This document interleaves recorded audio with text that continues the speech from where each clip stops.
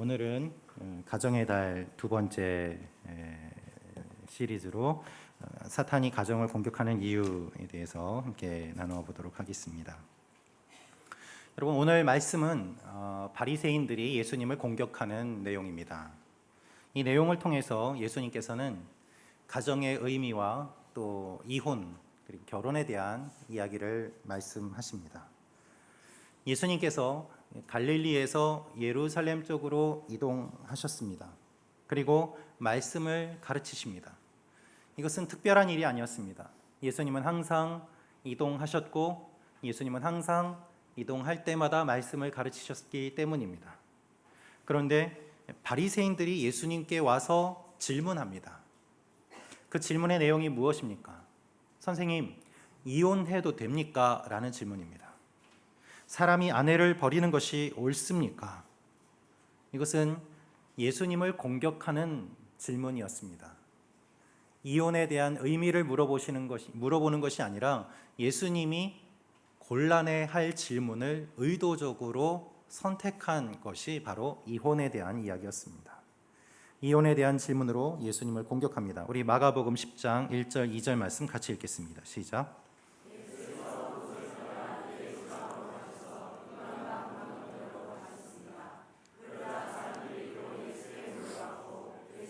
늘 하시던 대로 그들을 가르치셨습니다. 바리새파 사람들 몇 명이 와서 예수를 시험하려고 물었습니다. 남자가 자기 아내와 이혼해도 됩니까? 여러분, 여기서 알 수 있는 사실이 있는데요. 그것은 바리새인들이 예수님을 공격했다는 것입니다. 또 하나는 공격하는 도구로서 이혼을 이야기하고 있다는 것이죠.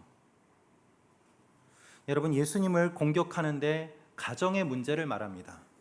이혼해도 됩니까? 라고 말이죠. 가정을 공격하는 것은 예수님을 공격하는 것입니다. 하나님의 꿈은 아름다운 가정이기 때문입니다. 그래서 가정을 공격하는 것은 주님의 꿈을 공격하는 것이고 또한 주님을 직접 공격하는 것이기도 합니다. 이 질문을 한번 생각해 보십시오. 지금 바리새인들은 가정을 사랑하는 마음이 없습니다. 가정을 지키고자 하는 마음이 없습니다. 예수님을 곤란하게 하기 위한 그러한 의도만 담겨 있는 것입니다. 이혼하는 가정에 대한 아픔이 없습니다. 위로와 동정이 없습니다. 이혼해도 됩니까? 그 사실만 지금 물어보고 있는 것이지 이혼할 위기에 있는 가정들을 바라보면서 정말 안타까워하며 예수님께 물어보는 질문이 아니라는 것이죠. 그들은 이혼의 문제를 통해서 예수님을 공격하는 것에만 관심이 있습니다. 여러분, 지금도 사탄은 우리 가정을 통해서 많은 공격을 합니다. 우리 가정을 공격하고 우리 가정을 통해서 주님을 공격합니다. 왜 그럴까요? 가정이 깨지는 것은 하나님의 꿈이 깨지는 것이기 때문입니다. 크리스찬의 가정도 예외가 아닙니다. 아니요, 크리스찬의 가정이기 때문에 더 공격을 많이 받기도 합니다. 교회를 다니는데 교회를 다니는 성도의 가정이 본이 되지 않는다.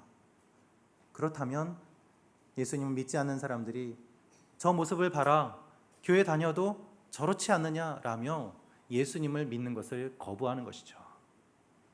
크리스찬 가정 안에도 학대가 있습니다. 크리스찬 가정 안에도 폭력이 있습니다. 크리스찬 가정 안에도 이혼이 있습니다. 얼마나 많은 상처가 우리 가운데 있습니까? 여러분, 이것이 그냥 인간 관계에서 일어나는 문제일까요? 그렇지 않습니다. 이것은 영적인 배경이 분명히 있습니다. 사람이 서로 관계가 안 좋아서 헤어지는 것이 아니라 우리가 가정을 공격당하는 데에는 보이지 않는 영적인 세력들의 공격이 있다는 것이죠. 그것이 곧 하나님을 공격하는 것이기 때문입니다. 이 사실을 기억하십시오. 우리의 가정은 하나님의 꿈입니다. 그래서 우리가 공격당하는 것은 곧 하나님의 꿈이 공격당하는 것이죠. 예수님은 이렇게 말씀하십니다. 우리 마가복음 10장 3절 4절 말씀 같이 읽겠습니다. 시작.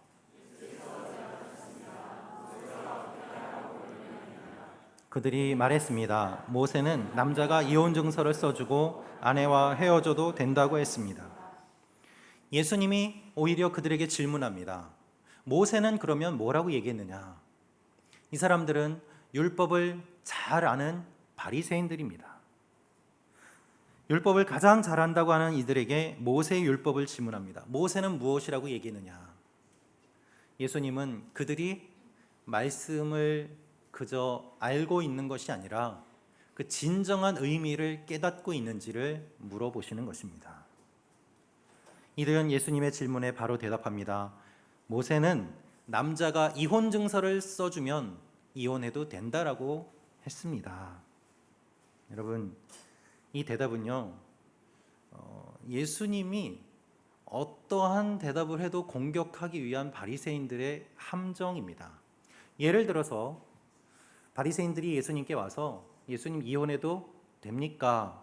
라고 질문을 했을 때 예수님이 이혼해라 라고 하면 그들은 사랑을 말하는 예수가 어떻게 이혼을 말할 수 있겠느냐 라면서 예수님을 공격했을 것입니다.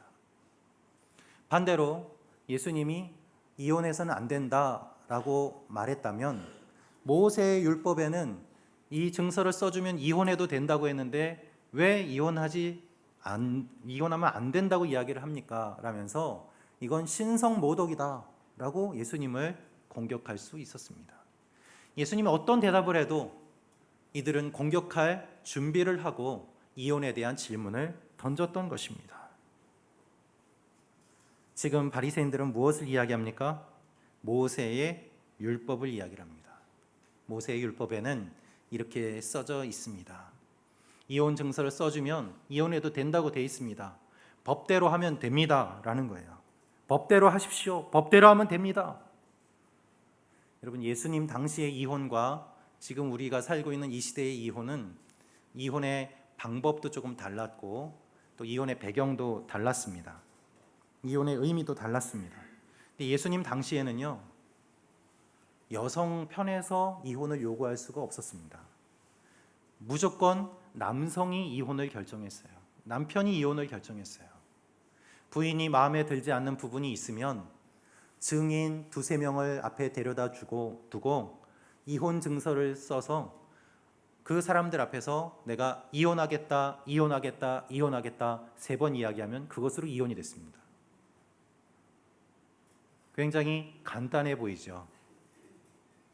그래서 그렇게 이혼당한 여성은 어디 가서 살 수가 없는 사회적인 그러한 배경이 있었습니다.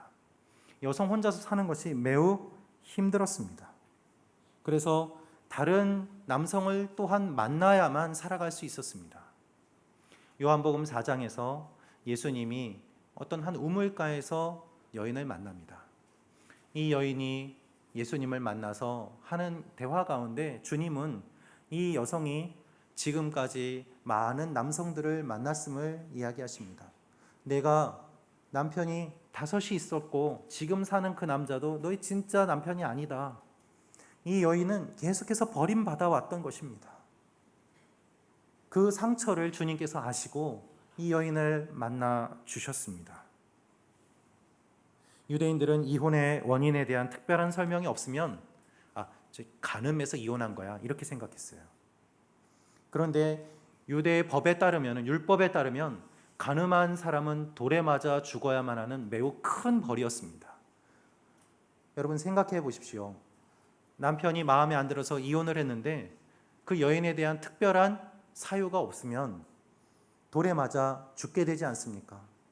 그래서 하나님께서는 모세에게 한 여성이 그렇게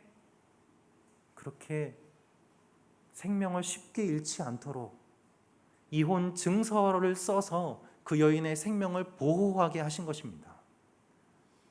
마음대로 버려서 마음대로 해석해서 돌에 맞아 죽는 여성이 없도록 하나님께서는 그렇게 모세를 통해서 이혼 증서를 써서 이혼이 가능하게끔 여성을 지켜주신 것이죠. 함부로 죽이지 못하도록 한 것이 모세가 말한 이혼 증서의 진정한 의미였습니다. 그런데 그 하나님의 마음과 그 하나님의 의미는 다 사라지고 율법학자들과 바리새인들은 무엇을 물어봅니까? 이혼 증서만 쓰면 이혼이 간단하게 됩니다. 편리합니다. 그 이야기를 하고 있는 거예요. 법만 이야기합니다. 하나님의 마음과 하나님의 사랑은 다 사라지고 법대로 하면 이혼이 되지 않습니까? 이것이 예수님을 찾아온 사람들의 마음이었던 것입니다. 여러분, 과거의 이혼과 현재의 이혼은 방법도 다르고 의미도 다릅니다. 그러나 공통점이 있습니다. 그 공통점은 무엇일까요? 사랑이 끝났다는 거예요. 사람들은 아름다운 이별이라고 말을 하죠. 근데 여러분, 아름다운 이별이 어디 있습니까? 이별은 다 아픕니다. 아름답지 않습니다. 사랑으로 시작한 결혼이 상처를 받고 아픔으로 끝납니다.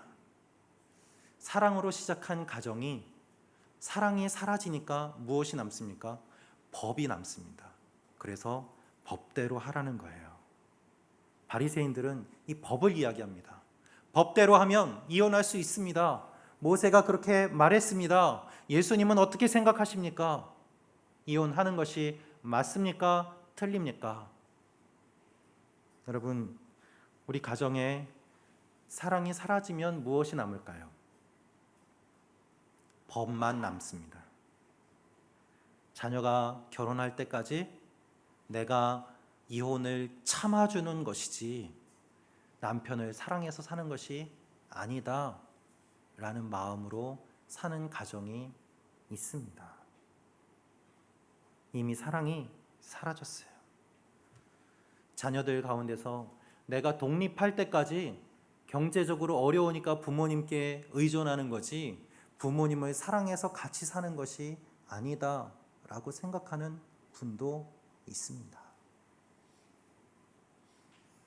여러 상황과 환경으로 이혼하신 분도 계실 것입니다. 또한 다시 결혼하신 분도 계실 것입니다. 여러분, 그 마음이 얼마나 아픕니까? 이혼을 결심할 때까지 그 마음이 얼마나 힘들겠습니까? 사랑으로 시작했던 그 가정이 사랑은 사라지고 법만 남아서 법대로 위자료를 얼마 받을지 계산하는 그 모습은 얼마나 슬픈 일입니까? 그런데 바리새인들은 지금 그 슬픈 마음은 생각하지 않습니다. 법대로 하면은 이혼할 수 있지 않습니까? 모세는 이렇게 말하고 있습니다. 예수님은 어떻게 생각하십니까? 그 가정을 생각하는 것이 아니라 그들을 생각하는 것이 아니라 이 사람들은 예수님을 오로지 공격하는 것에만 주목하고 있는 것이죠. 예수님은 어떻게 대답하실까요? 우리 5절 말씀 같이 읽겠습니다. 시작. 모세가 그런 계명을 쓴 것은 완악한 너희 마음 때문이다. 완악한 너희 마음 때문이다. 모세가 그 율법을 준 것은 완악한 너희의 마음 때문이다. 법을 이야기하는 사람들에게 예수님은 마음을 말씀하십니다. 완악하다라는 말은 딱딱하다라는 말이에요. 이 완악하다라는 표현은 성경에 딱 3번 나옵니다. 그런데 이 딱딱한, 완악한 이 말이 2번은 어디에 나오는가? 이혼에 관련된 이야기를 할 때에 예수님께서 너희의 마음이 완악하다, 딱딱하다라고 말씀하세요. 마지막 한 번은 어디에 나오는가 하면 부활하신 예수님의 모습을 보고도 믿지 않는 제자들에게 너희들의 마음이 완악하다라고 말씀하십니다. 즉 성경에 3번 나오는 말 가운데 2번이 이혼에 관련된 사람들의 딱딱한 마음, 한 번은 부활하신 주님을 믿지 않는 그 딱딱한 마음을 말씀하시면서 예수님은 이 딱딱한 마음이 부활하신 주님을 믿지 않는 것과 결혼에 대해서, 이혼에 대해서 갖고 있는 사람들의 딱딱한 마음이 같은 것임을 말씀하고 계세요. 그 정도로 동일하다. 너희의 마음이 나의 부활을 믿지 않는 것처럼 결혼에 대해서, 가정에 대해서 딱딱해졌다. 바리새인들의 마음을 예수님이 지적하고 계십니다. 너희의 마음이 딱딱해서 악하다는 거예요. 여러분, 예수님의 대답은 무엇입니까? 마음입니다. 지금 율법을 말하는 사람들은 이 마음이 없습니다. 이혼을 생각할 때까지 아파한 그 부부의 마음이 없습니다. 얼마나 힘들면 이혼을 생각할까? 그에 대한 긍휼한 마음이 없어요. 그 가정이 깨어지지 않도록 어떻게 도울 수 있을까? 그 마음이 없습니다. 이 마음이 없이 오히려 증서를 쓰면 간단하게 이혼할 수 있습니다. 이혼의 방법을 이야기하고 이혼의 절차를 이야기하고 법대로 하는 것을 이야기하고 있습니다. 여러분, 법 좋죠. 그런데 그것을 악용하는 사람들은 또한 얼마나 많이 있습니까? 예수님은 그들의 중심을 보고 말씀하십니다. 너희의 마음이 딱딱하다. 우리는요, 뭔가 멋있게 말을 해요. 근데 들어보면 결국에는 자기의 마음의 완악함을 감추기 위한 것이 얼마나 많이 있습니까? 예수님은 바리새인들의 이 질문이 그들의 마음의 문제임을 보셨습니다. 그래서 너희의 마음이 지금 딱딱하다라고, 마음의 문제라고 알려주신 것이죠. 하나님이 약한 존재인 여성들을 지키기 위해서 율법을 주신 것이다. 그것을 너희의 마음대로 이혼에 이용해서는 안 된다.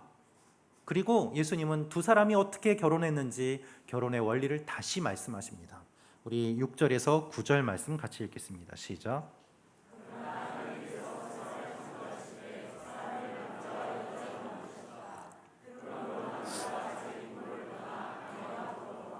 둘이 한 몸이 될 것이다. 따라서 그들이 이제 둘이 아니라 한 몸이다. 그러므로 하나님께서 짝지어 주신 것을 사람이 갈라놓아서는 안 된다. 예수님께서 다시 결혼의 의미를 말씀하십니다. 다시 창조의 의미를 말씀하십니다. 여러분, 창세기에 기록된 내용은 부모를 떠나서 한 몸이 되는 것이었습니다. 아담과 하와는 부모가 있었습니까? 부모가 없었습니다. 하나님 직접 만드셨습니다. 그런데 하나님은 말씀하세요. 부모를 떠나라. 즉 하나님께서 직접 만드신 아담과 하와라고 해도 하나님에게서 독립적인 존재고 둘이 서로 사랑하고 하나님과 그렇게 관계를 맺어야 되는 존재임을 주님은 말씀하고 계신 것입니다. 그래서 이제는 둘이 아니고 한 몸이다. 둘이 아니고 한 몸인데 어떻게 한 몸이 되는가? 하나님이 짝지어 주셔서 두 사람만의 관계가 아니라 그 가운데 하나님이 함께 하시는 아름다운 관계임을 주님께서는 다시 한번 말씀하고 계십니다. 예수님께서 결혼의 의미를 설명하십니다. 창조의 원리를 설명하십니다. 다 아는 내용입니다. 그런데 중요한 것은 여기에서 예수님이 이 말씀을 직접 해석하고 설명해 주세요. 무엇을 말씀하십니까? 둘이 아니고 한 몸이니, 여기까지는 창세기에 나와 있는 말씀 그대로입니다. 그런데 그 뒤에 주님이 직접 해석하십니다. 무엇이라고 해석하십니까? 하나님이 짝지어 주신 것을 사람이 나누지 못한다. 이것이 예수님이 직접 해석하신 창세기의 말씀이에요. 결혼의 의미예요. 하나님은 남자와 여자를 만드셨습니다. 둘이 결혼해서 하나 되는 것이 하나님의 꿈입니다. 그런데 바리새인들은 이혼을 이야기를 합니다. 예수님의 말씀과 바리새인들의 주장이 완전히 반대예요. 바리새인들은 이혼을 말합니다. 예수님은 결혼을 말씀하십니다. 바리새인들은 법을 이야기합니다. 어떻게 이혼할 수 있는가를 이야기합니다. 예수님은 마음을 말씀하고 계십니다. 바리새인들은 이혼의 방법을 말하지만 예수님은 결혼의 의미를 말씀하고 계십니다. 여러분, 바리새인들은 법을 말하지만 예수님은 사랑과 마음을 이야기하고 계세요. 남자와 여자가 연합하는 것은 놀라운 신비입니다. 여러분, 우리는 다 죄인이고 우리는 다 자기중심적입니다. 그런데 어느 날 다른 사람을 사랑하게 됩니다. 그 사람을 받아들입니다. 그 사람과 함께합니다. 함께하면서 몸과 마음을 열고 하나가 됩니다. 그 기쁨과 신비는 두 사람만이 경험하는 놀라운 관계예요. 그것을 통해서 하나님과의 관계의 깊이도 알게 되고 하나님이 어떤 분인지를 경험하게 됩니다. 하나님은 이 결혼에서 누리는 이 신비를 통해서 하나님과의 교제의 기쁨을 맛보게 하셨습니다. 다른 인간관계에서도 물론 친밀감을 느낄 수 있죠. 그러나 부부간의 친밀감은 어떠한 다른 인간관계로 대체할 수 없는 것이지 않습니까? 하나님은 그래서 결혼이라는 귀한 선물과 관계를 통해서 가장 먼저 창조하신 남자와 여자가 서로 하나 되게 하심으로 말미암아 이 관계가 두 사람의 부부 관계부터 모든 사회의 관계까지 넓어지도록, 하나님과의 관계까지 넓어지도록 주님이 그렇게 이 세상을 만드셨습니다. 여러분, 둘이 하나 되는 신비는 인간의 사랑에서 시작된 것이 아닙니다. 하나님이 만나게 하시고 사랑을 주시고 좋아하게 하셔서 하나 되게 하셨습니다. 그것을 어떻게 사람이 나눌 수 있겠느냐? 예수님은 결혼할 때에 하나님이 하셨던 놀라운 일들을 기억한다면 쉽게 이혼하지 못할 것이라는 말씀을 하고 계십니다. 마음을 말씀하고 계십니다. 하나님이 만드신 아름다운 가정을 지키고 결혼의 진정한 의미를 통해서 하나님을 알아갈 것에 대한 말씀을 하고 계시는 것이죠. 여러분, 이 이혼 증서는 약한 여성을 보호하기 위한 하나님의 마음이었습니다. 그런데 사실 예수님은 여기에서 남성과 여성, 젠더를 말씀하시는 것이 아닙니다. 더 구체적인 이야기를 물어보는 제자들의 질문에 오늘 본문 이후에 예수님은 더 구체적으로 이렇게 말씀하십니다. 아내와 이혼하고 재혼하는 남편과 이혼하고 재혼하는 이 아내에 대한 이야기를 하시면서 결국 결혼이 남성과 여성 모두의 일인 것처럼 이혼도 남성과 여성 모두의 일이고 모두가 상처받는 일임을 말씀하시면서 상처받는 한 사람 한 사람을 주님께서 보고 계심을 말씀하고 계세요. 여러분, 우리가 살고 있는 이 시대도 부부가 이혼하면 모두 깊은 상처를 받습니다. 얼마나 슬픈 일입니까? 제가 아는 어떤 한 분이 있는데요, 15년을 연애를 했습니다. 학생 때부터, 고등학생 때부터 만나서 교제하고 15년을 연애하고 결혼을 했습니다. 근데 결혼하고 2년 만에 이혼을 했어요. 참 마음이 아팠습니다. 어떤 분은 남편의 폭력으로 어쩔 수 없이 이혼할 수밖에 없는 사정을 가지신 분도 있었습니다. 목회하면서 많은 분들의 이야기를 듣고 또 가정의 이야기를 들으며 참 많은 눈물을 흘릴 수밖에 없었습니다. 어떻게 그 한 사람 한 사람의 인생을 그렇게 쉽게 판단하고 결정하고 비난할 수 있겠습니까? 참 많은 사연들 가운데 눈물을 흘릴 수밖에 없는 일들이 많았습니다. 여러분, 우리의 상황과 환경은 매우 다양합니다. 그렇기 때문에 오히려 더 주님께서 말씀하시는 가정의 원리를 잘 깊이 묵상하고 이해해야 할 것입니다. 다양한 일들이 일어날수록 하나님의 마음이 무엇인지를 붙잡을 때에 우리가 흔들리지 않게 되기 때문입니다. 여러분, 이혼하지 않고 사랑하며 아름다운 가정을 꾸리고 평생 살고 싶은 사람이 다 대사하지 않겠습니까? 그거 싫어하시는 분이 누가 있겠습니까? 다 그 꿈을 꾸며 결혼하죠. 그러나 우리 현실 가운데 그렇게 되지 않는 모습들을 보며 우리는 많은 눈물을 흘리고 하나님의 도움을 구하고 있지 않습니까? 여러분, 우리가 다 그러한 꿈을 꾸는 이유가 무엇입니까? 하나님이 만드신 아름다운 가정을 본능적으로 알고 있기 때문이에요. 우리 가정이 행복하고 우리 가족이 다 행복하고 건강하고 사랑 가운데 살고 싶다는 그 마음은 하나님을 믿는 사람이든 믿지 않는 사람이든 동일합니다. 하나님께서 우리를 만드실 때 주셨던 원래의 꿈이기 때문입니다. 그러나 많은 죄악들과 많은 문제들과 많은 공격들로 가정이 어려워지고 우리의 마음이 힘들어지고 그리고 또한 그것을 통해서 하나님의 아픔을 우리가 많이 경험하게 됩니다. 인간의 욕심과 죄로 아담과 하와는 서로 비난했습니다. 사랑으로 시작한 결혼이 법으로 끝나는 일들이 많이 생겼습니다. 상처를 받고 이혼했지만 이혼해도 문제가 해결되지 않는 것들도 보았습니다. 재혼했지만 이전에 그 사람의 모습이 다시 떠오르면서 더 힘든 일도 있습니다. 예수님은 이혼이 진정한 문제 해결이 아니라고 말씀하십니다. 진정한 문제 해결은 우리 한 사람 한 사람을 향한 하나님의 사랑입니다. 우리가 어떠한 일들을 겪든지 우리를 향한 그 하나님의 사랑을 품고 우리가 있는 상황과 환경 가운데서 그 사랑으로 모든 일들을 이겨나갈 수 있도록 하나님이 우리에게 힘을 주신다. 이것이 주님의 메시지입니다.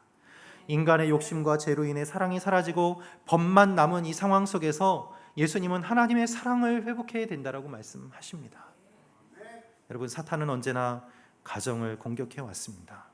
왜냐하면 우리의 가정에서 우리가 쉼을 얻고 우리 가정에서 사랑을 배우고 우리 가정에서 생명이 계속해서 태어나고 흘러나가기 때문입니다. 그래서 사탄은 항상 가정을 공격해 왔습니다. 가정 안에서도 부부를 공격합니다. 그래서 부부가 싸우게 하고 헤어지게 하고 그 헤어짐의 아픔이 부부만의 아픔이 아니라 자녀들에게까지 전달되게 하는 대를 이어 고통을 주는 그 공격이 있음을 우리는 기억해야만 합니다. 하나님의 사랑을 경험하는 가정이 아니라 집에 들어가기 싫은 지옥과도 같은 장소로 바꾸어 버리게 된다면 사탄이 얼마나 좋아하겠습니까? 하나님은 얼마나 슬퍼하시겠습니까? 여러분, 예수님은 이 모든 것들을 다 하셨습니다. 그래서 마음의 문제라고 하세요. 율법의 문제가 아니다. 마음의 문제다. 아내를 사랑하고 남편을 사랑해라.